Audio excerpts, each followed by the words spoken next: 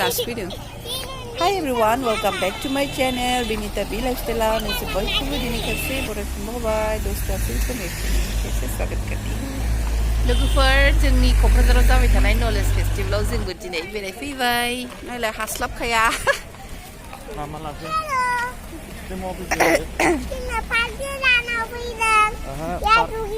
knowledge फेस्टिभेलावसो दा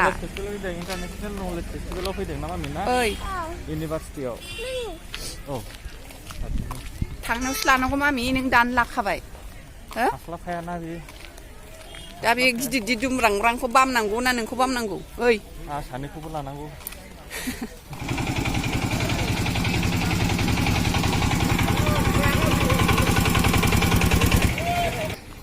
तो दोस्तों हम लोग आज आए हैं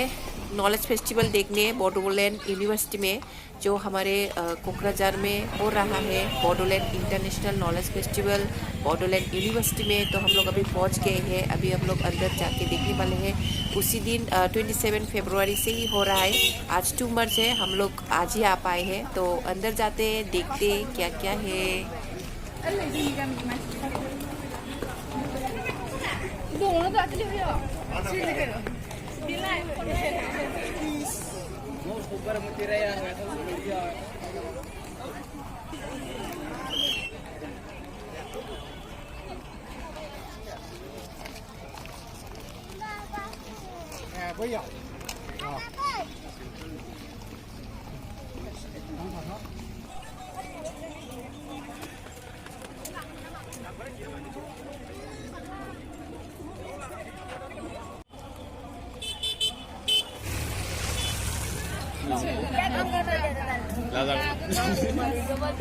गावसोर खारफालाबाय नांजागोनबो दागालाबाय था खनसे जागोन नामा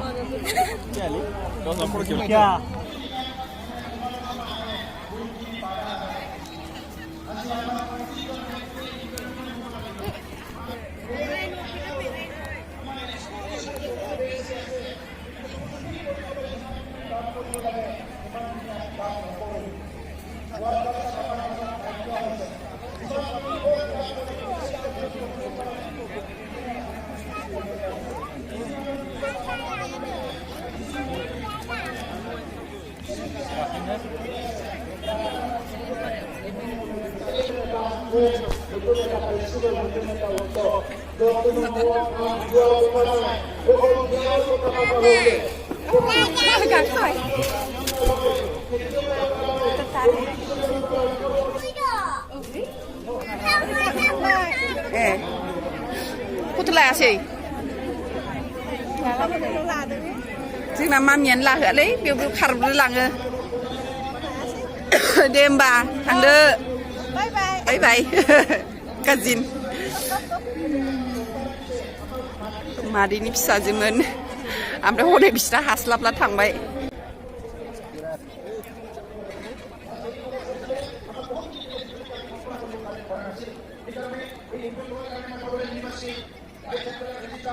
मा जाखो मा जानो आखल नङा आइसक्रिम जानो नागिरदों आइसक्रिम जाया मामि गगा मोनोना बहुत बदमाश हो गए कहाँ पे मिलेगा आइसक्रीम ओमफ्राय मोननांगौ आइसक्रिमखौलाय आइसक्रिम फानाखैथ' बाहाय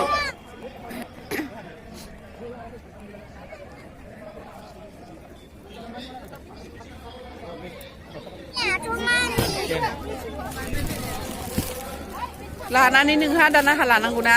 ओइ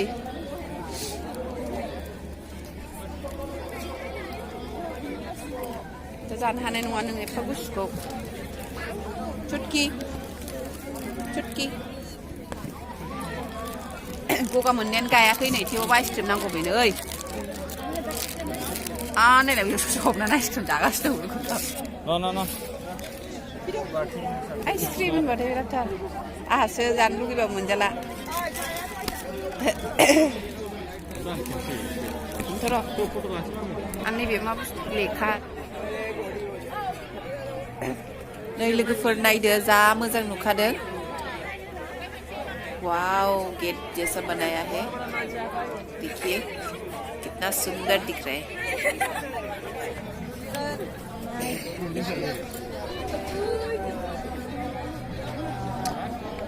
गुसु नङा मामि आयु एफा गुसुखौ मारै जाबाय थाखोथाय सिनायदो आङो आंहा दाख्लिनि मा होनोमोनलाय दाउ बिगुर खुनायनि खिथेरा दाबो मोजाङै हामाखै लोगोफोर गगा मोननायानो दाबो हामनो रोङा दाउ बिगुर दा माने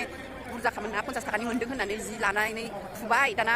गगा मोननानै थेला मोनबाय आरोना माने जोङोथ' फैनाया एसे बेलासिबायना ओमफ्राय आंहा गगा मोननायानो हामाखै नालाय ओमफ्राय थाब थांनांगोनबो ओमफ्राय नैबेहा मामिया जाबायबो नै आइसक्रिम जानाया होथारदों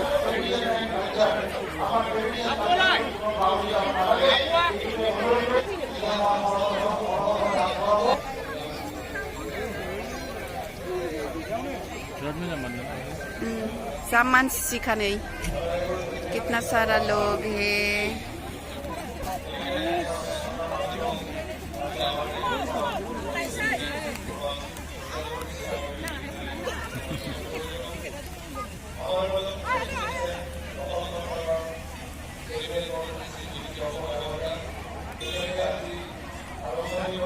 हेलो खन्थाइ खमार पिछते हारिमु मोनाबिलि हाबाफारिया जागायसिगोन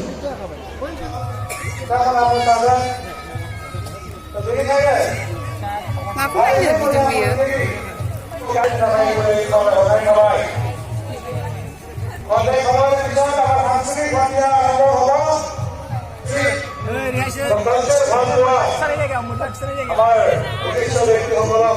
मामा राजिबा नैबेयाव थानांदोंनो बेहाय मामा राजिबा मेडिकेलनि माबायाव नै इन्डिया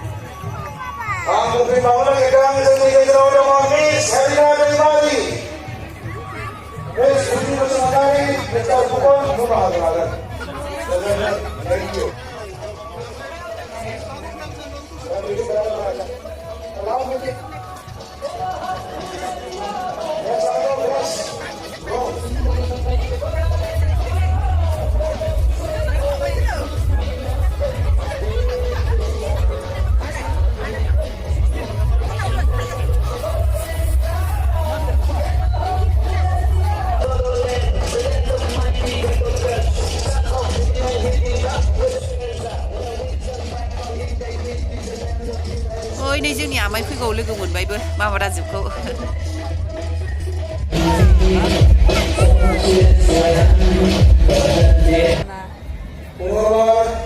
थांनोसै ना लोगोफोर सुनुसुदा फैगौना थांबाय सुनुसुदा दहाय 2थासोआव फैदोंमोननो ओमफ्राय जोङोथ' दहाय फैयासैना लोगो मोनाखै अभी जल्दी से जाना पड़ेगा नहीं तो स्कूटी से जाएंगे ना हम लोग ज्यादा हवा लगने के कारण मेरा जुकाम और ज्यादा हो जाएगा गगा मोननाया दाबो हामाखै नालाय लोगोफोर ओमफ्राय बारा जागोन थांसै दा मोनानानै लाइटिं होनानै साबसिन नुबावबायसो लाइट वाइट देखिए कितना सुंदर देख रहा है देखिए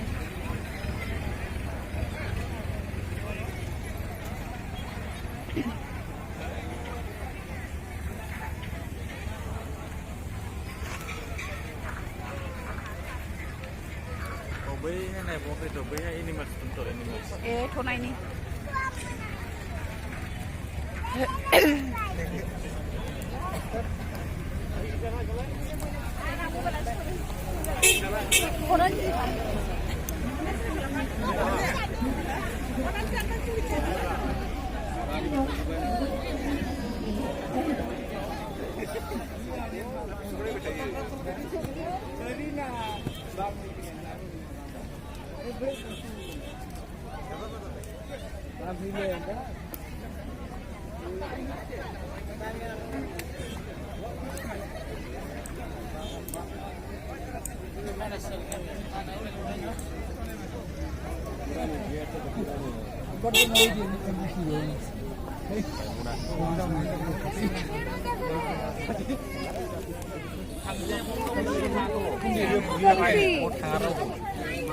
मायाव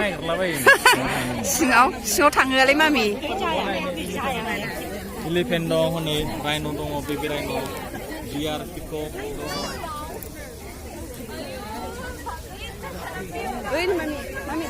गल्डेन लेंगुरा ओइ नै मामा